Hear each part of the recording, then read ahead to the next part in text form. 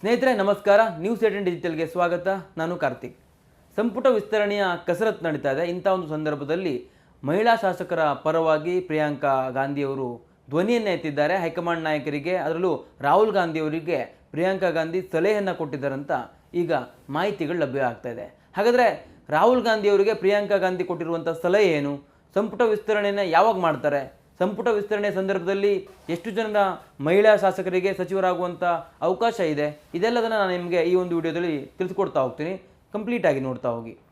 ಪ್ರಮುಖವಾಗಿ ಈ ಒಂದು ಸಂಪುಟ ವಿಸ್ತರಣೆಯನ್ನು ಈಗಾಗಲೇ ಮಾಡಬೇಕಿತ್ತು, ಸಾಕಷ್ಟು ವಿಳಂಬ ಆಗಿದೆ. ಆದರೆ ಬೇರೆ ಬೇರೆ ಕಾರಣಕ್ಕಾಗಿ ಸಂಪುಟ ವಿಸ್ತರಣೆ ವಿಳಂಬ ಆಗ್ತಾ ಇದೆ. ಇಂಥ ಒಂದು ಸಂದರ್ಭದಲ್ಲಿ ಹೈಕಮಾಂಡ್ ನಾಯಕರು CM DK ಶಿವಕುಮಾರ್ ಜೊತೆಗೆ ಹಾಗೂ ಮಾಜಿ CM ಸಿದ್ದರಾಮಯ್ಯ ಹಾಗೂ KPCC ಅಧ್ಯಕ್ಷರಾಗಿರುವಂತಹ BK ಹರಿಪ್ರಸಾದ್ ಅವರೊಂದಿಗೆ ಸಭೆಯನ್ನು ಕೂಡ ಮಾಡಿದ್ದಾರೆ. ಎರಡನೇ ಹಂತದ ಸಭೆಗೆ ಪ್ರತಿಭಟನೆಯ ಕಾರಣಕ್ಕಾಗಿ ಅದು ಮುಂದೂಡಲ್ಪಡ್ತು. ಇನ್ನೊಂದು 2 ದಿನದ ಒಳಗಾಗಿ ಮತ್ತೊಮ್ಮೆ ದೆಹಲಿಗೆ CM ಹಾಗೂ ಮಾಜಿ CM ಸಿದ್ದರಾಮಯ್ಯ ಹಾಗೆ KPCC ಅಧ್ಯಕ್ಷರಿಗೆ ಬುಲಾವಣೆ ಕೊಡ್ಬೋದು.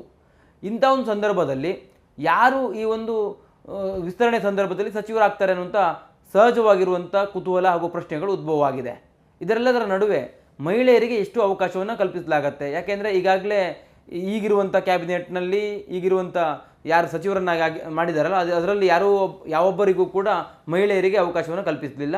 ಈ ಒಂದು ಹಿನ್ನೆಲೆಯಲ್ಲಿ ಸಂಪುಟ ವಿಸ್ತರಣೆ ಸಂದರ್ಭದಲ್ಲಿ ಎಷ್ಟು ಜನ ಮಹಿಳಾ ಶಾಸಕರಿಗೆ ಸಚಿವರಾಗುವಂಥ ಭಾಗ್ಯ ಸಿಗತ್ತೆ ಅನ್ನುವಂಥದ್ದು ಈಗಿರುವಂಥ ಪ್ರಶ್ನೆ. ಈಗಾಗಲೇ ಪ್ರಿಯಾಂಕಾ ಗಾಂಧಿ ಈ ಬಗ್ಗೆ ಹೈಕಮಾಂಡ್ ನಾಯಕರಿಗೆ ಅಂದರೆ ಮಲ್ಲಿಕಾರ್ಜುನ್ ಖರ್ಗೆ ಅವರಿಗೂ ಕೂಡ ಒಂದಿಷ್ಟು ವಿಚಾರವನ್ನು ಪ್ರಸ್ತಾಪ ಮಾಡಿದ್ದಾರೆ. ಅವರ ಬಳಿಯೂ ಕೂಡ ಹಂಚಿಕೊಂಡಿದ್ದಾರೆ. ಪ್ರತಿ ಬಾರಿಯೂ ಮಹಿಳಾ ಶಾಸಕರು ಒಬ್ಬರೇ ಇರಬೇಕಾ, ಸಚಿವರಾಗಬೇಕಾ, 2 ಜನರಿಗೆ ಅಥವಾ 3 ಜನರಿಗೆ ಅವಕಾಶ ಕೊಡಿ, ಒಂದು ಮಾದರಿ ಆಗಲಿ ಎನ್ನುವಂಥ ಒಂದು ರೀತಿಯಲ್ಲಿ ಸಲಹೆಗಳನ್ನು, ಒಂದು ಅಭಿಪ್ರಾಯವನ್ನು ಹಂಚಿಕೊಳ್ಳುವಂಥ ಕೆಲಸವನ್ನು ಮಾಡಿದ್ದಾರೆ. ರಾಹುಲ್ ಗಾಂಧಿಯ ಬಳಿಯೂ ಕೂಡ ಈ ವಿಚಾರವಾಗಿ ಪ್ರಿಯಾಂಕಾ ಗಾಂಧಿ ಚರ್ಚೆಯನ್ನು ಮಾಡಿದರಂಥ ಮಾಹಿತಿಗಳು ಲಭ್ಯ ಆಗ್ತಾ ಇದೆ. ಪ್ರಮುಖವಾಗಿ ಗಮನಿಸಬೇಕು, ಮಹಿಳಾ ಶಾಸಕರಲ್ಲಿಯೂ ಕೂಡ ಆಕಾಂಕ್ಷಿಗಳ ಸಂಖ್ಯೆ ಹೆಚ್ಚಿದೆ. ಈಗಾಗಲೇ ನಯನಾ ಮೋಟಮ್ಮ ಸಾಕಷ್ಟು ಲಾಬಿಯನ್ನು ಮಾಡ್ತಾ ಇದ್ದಾರೆ. ದೆಹಲಿ ಮಟ್ಟದಲ್ಲಿ ನಾಯಕರನ್ನ ಭೇಟಿ ಮಾಡುವಂಥ ಕೆಲಸವನ್ನು ಮಾಡ್ತಾ ಇದ್ದಾರೆ. ಹಾಗೆ ಪರಿಷತ್ ಸದಸ್ಯೆಯಾಗಿರುವಂಥ ಆರತಿ ಕೃಷ್ಣ ಕೂಡ ಮೊದಲ ಬಾರಿ ಪರಿಷತ್ ಸದಸ್ಯ ಆದರೂ ಈ ಬಾರಿ ಸಚಿವರಾಗಬೇಕು ಅನ್ನುವಂಥ ನಿಟ್ಟಿನಲ್ಲಿ ಸಾಕಷ್ಟು ಪ್ರಯತ್ನಗಳನ್ನು ಪಡ್ತಾ ಇದ್ದಾರೆ. ಹೈಕಮಾಂಡ್ ನಾಯಕರ ಮೂಲಕವಾಗಿ ಅವರ ಲಾಬಿ ಮುಂದುವರೆದಿದೆ. ಆರತಿ ಕೃಷ್ಣ ಹಾಗೂ ನಯನಾ ಮೋಟಮ್ಮ ನಡುವೆ ಎಲ್ಲ ಒಂದು ಕಡೆ ಬಿಗ್ ಫೈಟ್ ಇದೆ ಅಂತ ಹೇಳ್ಬೋದು. ಯಾಕಂದರೆ ಇಬ್ಬರು ಸಹಿತ ಒಂದೇ ಜಿಲ್ಲೆಗೆ ಸೇರಿದವರು. ಒಬ್ಬರು MLA ಆಗಿದ್ದಾರೆ, ಒಬ್ಬರು MLC. ಮೊದಲ ಬಾರಿ MLA ಆಗಿರುವಂಥ ನಯನಾ ಮೋಟಮ್ಮ ಮಹಿಳೆಯ ಕೋಟಾದಲ್ಲಿ ಈಗಾಗಲೇ ಸಚಿವ ಸ್ಥಾನವನ್ನು ಪಡ್ಕೊಳ್ಳೋದಕ್ಕೆ ಸಾಕಷ್ಟು ಪ್ರಯತ್ನಗಳನ್ನ ಪಡ್ತಿದ್ದಾರೆ. ಹಾಗೆ SC ಆಗಿರುವಂಥ ಕಾರಣಕ್ಕಾಗಿ ನಮ್ಮ ದಲಿತ ಸಮುದಾಯಕ್ಕೂ ಕೂಡ ಒಂದು ಮಾನ್ಯತೆಯನ್ನು ಕೊಡಬೇಕು, ದಲಿತ ಹಾಗೂ ಮಹಿಳಾ ಕೋಟದ ಅಡಿಯಲ್ಲಿ ನನಗೆ ಸಚಿವರನ್ನಾಗಿ ಮಾಡಬೇಕು ಅನ್ನುವಂಥ ಪಟ್ಟನ್ನು ಅವ್ರು ಹಿಡಿದಿದ್ದಾರೆ. ಇದೆಲ್ಲದರ ನಡುವೆ ಈ ಹಿಂದೆ ಸಿದ್ದರಾಮಯ್ಯನವರ ಕ್ಯಾಬಿನೆಟ್ನಲ್ಲಿ ಸಚಿವರಾಗಿದ್ದಂಥ ಲಕ್ಷ್ಮೀ ಹೆಬ್ಬಾಳ್ಕರ್ ಮತ್ತೊಮ್ಮೆ ಸಂಪುಟವನ್ನು ಸೇರೋದಕ್ಕೆ ಸಾಕಷ್ಟು ಪ್ರಯತ್ನಗಳನ್ನ ಪಡ್ತಾ ಇದ್ದಾರೆ.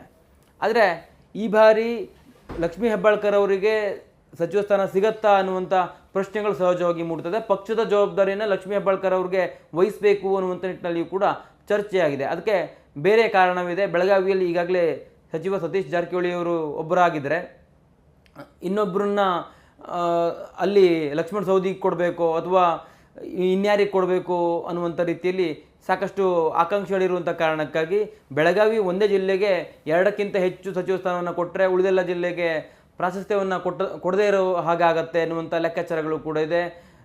ಆ ಒಂದು ಕಾರಣಕ್ಕಾಗಿ 1ಕ್ಕಿಂತ ಹೆಚ್ಚು ಅಥವಾ 2ಕ್ಕಿಂತ ಹೆಚ್ಚು ಆಕಾಂಕ್ಷಿಗಳು ಬೆಳಗಾವಿ ಜಿಲ್ಲೆಯಲ್ಲಿ ಇರುವಂಥ ಒಂದು ಹಿನ್ನೆಲೆಯಲ್ಲಿ ಲಕ್ಷ್ಮೀ ಹೆಬ್ಬಾಳ್ಕರ್ ಅವರಿಗೆ ಈ ಬಾರಿ ಪಕ್ಷದ ಒಂದು ಜವಾಬ್ದಾರಿನ ವಹಿಸಬೇಕು ಅನ್ನುವಂಥ ನಿಟ್ಟಿನಲ್ಲಿಯೂ ಕೂಡ ಚಿಂತನೆಗಳಿದೆ. ಅದು ಎಷ್ಟರ ಮಟ್ಟಿಗೆ ಕಾಂಗ್ರೆಸ್ ಹೈಕಮಾಂಡ್ ನಿರ್ಧಾರವನ್ನು ತೆಗೆದುಕೊಳ್ಳುತ್ತೆ ಅನ್ನೋದನ್ನು ಕಾದು ನೋಡಬೇಕು. ಜೊತೆಗೆ ಇನ್ನೂ ಒಂದು ಪ್ರಶ್ನೆ, ಹಾಗೆ ಇನ್ನೂ ಒಂದು ಆಕಾಂಕ್ಷಿಗಳಿರುವಂಥದ್ದು ಯಾವ ರೀತಿಯಲ್ಲಿ ಅಂತಂದರೆ, ಮುಸ್ಲಿಂ ಮಹಿಳೆಯರಿಗೆ ಅವಕಾಶವನ್ನು ಕೊಡಬೇಕು ಅನ್ನುವಂಥ ನಿಟ್ಟಿನಲ್ಲಿ ಮುಸ್ಲಿಂ ಮಹಿಳೆಯ ಕೋಟಾವನ್ನು ಬಳಸಿಕೊಂಡು ಸಚಿವರಾಗೋದಕ್ಕೆ ಸಾಕಷ್ಟು ಪ್ರಯತ್ನಗಳನ್ನು ಬಲ್ಕಿಸ್ ಬಾನು ಇರ್ಬೋದು, ಹಾಗೆ ಕನಿಜಾ ಫಾತಿಮಾ ಮಾಡ್ತಾ ಇದ್ದಾರೆ. ಕನಿಜಾ ಫಾತಿಮಾ ಕಲಬುರಗಿ ಉತ್ತರ ವಿಧಾನಸಭಾ ಕ್ಷೇತ್ರದ ಶಾಸಕಿಯವರು. ಈಗಾಗಲೇ ಮಲ್ಲಿಕಾರ್ಜುನ್ ಖರ್ಗೆ ಅವರಿಗೆ ಸಾಕಷ್ಟು ಅವ್ರ ಮುಂದೆ ಬೇಡಿಕೆಯನ್ನು ಇಟ್ಟಿದ್ದಾರೆ, ಅವಕಾಶ ಕೊಡಿ ಅನ್ನುವಂಥ ರೀತಿಯಲ್ಲಿ ವಿನಂತಿಯನ್ನು ಮಾಡಿಕೊಂಡಿದ್ದಾರೆ. ಮುಸ್ಲಿಂ ಮಹಿಳೆಯನ್ನು ಸಚಿವರನ್ನಾಗಿ ಮಾಡಿದ್ದು ಈ ಹಿಂದೆ SM ಕೃಷ್ಣ ಅವರ ಅವಧಿಯಲ್ಲಿ, ಅದು ಕೊನೆಯ ಬಾರಿ. ಹಾಗಾಗಿ ಸಾಕಷ್ಟು ವರ್ಷಗಳು ಕಳೆದಿದೆ, ನನಗೊಂದು ಅವಕಾಶವನ್ನು ಕೊಡಿ ಅನ್ನುವಂಥ ರೀತಿಯಲ್ಲಿ ಕನಿಜಾ ಫಾತಿಮಾ ವಿನಂತಿಯನ್ನು ಮಾಡಿಕೊಂಡಿದ್ದಾರೆ. ಹಾಗೆ MLC ಆಗಿರುವಂತಹ ಬಲ್ಕೀಸ್ ಬಾನು ತಾನೂ ಕೂಡ ಆಕಾಂಕ್ಷಿ ಎನ್ನುವುದನ್ನು ಈಗಾಗಲೇ ಹೈಕಮಾಂಡ್ ನಾಯಕರಿಗೆ ಸ್ಪಷ್ಟಪಡಿಸಿದ್ದಾರೆ. ಈ ಒಂದು ಮಹಿಳೆಯರಿಗೆ ಯಾರಿಗೆ ಕೊಡಬೇಕು, ಮಹಿಳಾ ಶಾಸಕರಿಗೆ ಅನ್ನುವಂಥ ಸಹಜವಾದಂಥ ಪ್ರಶ್ನೆಗಳಿತ್ತು. ಜೊತೆಗೆ ಎಷ್ಟು ಜನರಿಗೆ ಕೊಡಬೇಕು ಅನ್ನುವಂಥ ರೀತಿಯಲ್ಲೂ ಕೂಡ ಪ್ರಶ್ನೆಗಳಿತ್ತು. DK ಶಿವಕುಮಾರ್ ಅವರ ಕ್ಯಾಬಿನೆಟ್ನಲ್ಲಿ, ಸಿದ್ದರಾಮಯ್ಯನವರ ಕ್ಯಾಬಿನೆಟ್ನಲ್ಲಿ ಹಿಂದೆ ಏನು ಲಕ್ಷ್ಮೀ ಹೆಬ್ಬಾಳ್ಕರ್ ಒಬ್ಬರೇ ಮಹಿಳಾ ಸಚಿವರಾಗಿದ್ರಲ್ಲ, ಅದೇ ರೀತಿಯಾಗಿ ಒಬ್ಬರನ್ನೇ ಮಾಡಿದರೆ ಹೇಗೆ ಅನ್ನುವಂಥ ರೀತಿಯಲ್ಲಿ ಕೂಡ ಚರ್ಚೆಯಲ್ಲಿತ್ತು. ಈ ವಿಚಾರವಾಗಿ ಹೈಕಮಾಂಡ್ ನಾಯಕರ ಸಭೆಯಲ್ಲಿ ಪ್ರಿಯಾಂಕಾ ಗಾಂಧಿ ಸ್ಪಷ್ಟವಾಗಿ ಒಂದು ಅಭಿಪ್ರಾಯವನ್ನು ಸ್ಪಷ್ಟಪಡಿಸಿದ್ದಾರೆ. ಯಾವುದೇ ಕಾರಣಕ್ಕೂ ಈ ಬಾರಿಯ ಒಂದು ಕ್ಯಾಬಿನೆಟ್ ವಿಸ್ತರಣೆ ಸಂದರ್ಭದಲ್ಲಿ ಒಬ್ಬರೇ ಮಹಿಳೆಯರಿಗೆ ಅವಕಾಶವನ್ನು ಕೊಡಬಾರ್ದು, ಒಂದಕ್ಕಿಂತ ಹೆಚ್ಚು ಮಹಿಳಾ ಶಾಸಕರಿಗೆ ಅವಕಾಶವನ್ನು ಕಲ್ಪಿಸಬೇಕು, ಅದೊಂದು ಮಾದರಿಯಾಗಲಿ ಅನ್ನುವಂಥ ರೀತಿಯಲ್ಲಿ ಅಭಿಪ್ರಾಯವನ್ನು ಹಂಚಿಕೊಂಡಿದ್ದಾರೆ. ಈ ಒಂದು ಹಿನ್ನೆಲೆಯಲ್ಲಿ ಈ ಬಾರಿ 2 ಅಥವಾ 3 ಮಹಿಳಾ ಶಾಸಕರಿಗೆ ಸಚಿವರಾಗುವ ಭಾಗ್ಯ ದೊರಕುವಂಥ ಎಲ್ಲ ಸಾಧ್ಯತೆಗಳು ಕೂಡ ಇರುವಂಥದ್ದು. ಇನ್ನೇನು 2-3 ದಿನದ ಒಳಗಾಗಿ ಕ್ಯಾಬಿನೆಟ್ ವಿಸ್ತರಣೆಯನ್ನು ಮಾಡಲಾಗುತ್ತೆ. ಸಚಿವ ಸಂಪುಟವನ್ನು ವಿಸ್ತರಣೆ ಮಾಡುವಂಥ ಸಂದರ್ಭದಲ್ಲಿ ಮಹಿಳಾ ಶಾಸಕರಿಗೆ ಎಲ್ಲೋ ಒಂದು ಕಡೆ ಬಂಪರ್ ಸಿಗತ್ತೆ ಅನ್ನುವಂಥದ್ದು ಕೂಡ ಈಗಿರುವಂಥದ್ದು. ಅಂದರೆ ಈ ಹಿಂದೆ ಏನು 1 ಅಥವಾ 2 ಜನರನ್ನು ಮಾತ್ರ ಕ್ಯಾಬಿನೆಟ್ನಲ್ಲಿ ಮಹಿಳೆಯರನ್ನು ಸಚಿವರನ್ನಾಗಿ ಮಾಡ್ತಾ ಇದ್ರು. ಆದರೆ ಈ ಬಾರಿ 3 ಮಾಡಬೇಕು ಅನ್ನುವಂಥ ರೀತಿಯಲ್ಲಿಯೂ ಕೂಡ ಚರ್ಚೆ ಇದೆ. ಅದಕ್ಕೆ ಪ್ರತಿಯಾಗಿ ಆಕಾಂಕ್ಷಿಗಳು ಕೂಡ ಇದ್ದಾರೆ. ಜೊತೆಗೆ ಅರ್ಹ ಶಾಸಕರು ಕೂಡ ಇರುವಂಥ ಕಾರಣಕ್ಕಾಗಿ, ಪೈಪೋಟಿಯೂ ಕೂಡ ಇರುವಂಥ ಕಾರಣಕ್ಕಾಗಿ ಅವರಿಗೆ ಅವಕಾಶವನ್ನು ಕೊಡ್ಬೋದು ಅನ್ನುವಂಥ ಲೆಕ್ಕಾಚಾರವೂ ಕೂಡ KPCC ವಲಯದಲ್ಲೂ ಇದೆ. ಪ್ರಮುಖವಾಗಿ ಈಗ ಈ ಒಂದು ಮಹಿಳಾ ಕೋಟಾದಡಿ ಸಚಿವರಾಗೋದಕ್ಕೆ ಪ್ರಯತ್ನ ಪಡ್ತಿರೋರು ನಯನಾ ಮೋಟಮ್ಮ, ಹಾಗೆ ಆರತಿ ಕೃಷ್ಣ, ಜೊತೆಗೆ ಕನಿಜಾ ಫಾತಿಮಾ ಹಾಗೂ ಬಲ್ಕೀಸ್ ಬಾನು, ಹಾಗೆ ಲಕ್ಷ್ಮೀ ಹೆಬ್ಬಾಳ್ಕರ್, ಈ 5ರ ಹೆಸರು ಕೂಡ ಓಡಾಡ್ತಾ ಇದೆ. ಈ 5ರು ಕೂಡ ಪ್ರಬಲವಾಗಿ ಸಚಿವರಾಗೋದಕ್ಕೆ ಪ್ರಯತ್ನಗಳನ್ನ ಪಡ್ತಾ ಇದ್ದಾರೆ, ಪ್ರಬಲ ಆಕಾಂಕ್ಷಿಗಳಾಗಿದ್ದಾರೆ. ಆದರೆ ಈ 5ರಲ್ಲಿ 3 ಅವಕಾಶ ಸಿಗತ್ತಾ ಅನ್ನುವಂಥ ಲೆಕ್ಕಾಚಾರಗಳು, ಚರ್ಚೆಗಳು ಈಗ ಶುರುವಾಗಿದೆ. ಅದರಲ್ಲೂ ಮುಸ್ಲಿಂ ಮಹಿಳೆಯರಿಗೆ ಈ ಬಾರಿ ಸಚಿವರನ್ನಾಗಿ ಮಾಡುವಂಥ ಎಲ್ಲ ಸಾಧ್ಯತೆಗಳು ಕೂಡ ಇರುವಂಥದ್ದು.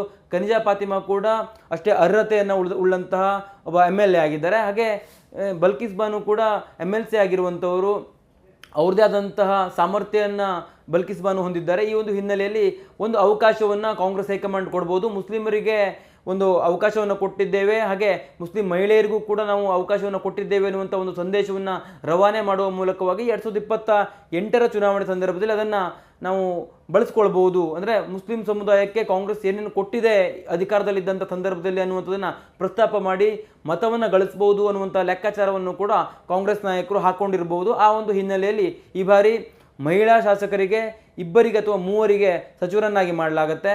ಅದರಲ್ಲೂ ಪ್ರಮುಖವಾಗಿ ಓರ್ವ ಮಹಿಳಾ ಮುಸ್ಲಿಂ ಶಾಸಕಿಯನ್ನು ಸಚಿವರನ್ನಾಗಿ ಮಾಡುವುದು ಪಕ್ಕ ಅಂತ ಹೇಳಲಾಗ್ತಾ ಇದೆ. ಕ್ಯಾಮರಾ ಪರ್ಸನ್ ನೂರ್ ಅಹಮದ್ ಜೊತೆ ಕಾರ್ತಿಕ್, ನ್ಯೂಸ್ 18 ಕನ್ನಡ, ಬೆಂಗಳೂರು. ನಿರ್ಭೀತ, ನಿಷ್ಪಕ್ಷಪಾತ, ವಿಶ್ವಾಸಾರ್ಹ ಸುದ್ದಿಗಳಿಗೆ ಮತ್ತೊಂದು ಹೆಸರಾಗಿರುವಂತ ನ್ಯೂಸ್ 18 ಕನ್ನಡ ಈಗ ಆಪ್ನಲ್ಲೂ ಲಭ್ಯವಿದೆ. ದಯವಿಟ್ಟು ಇಲ್ಲಿರುವಂತ QR ಕೋಡ್ ಸ್ಕ್ಯಾನ್ ಮಾಡಿಕೊಂಡು ಆಪ್ ಡೌನ್ಲೋಡ್ ಮಾಡೋದಕ್ಕೆ ಮರಿಬೇಡಿ. ನಿಮ್ಮ ಬೆಂಬಲ ಹೀಗೆ ಸದಾ ನಮ್ಮೊಂದಿಗಿರಲಿ. ಧನ್ಯವಾದ.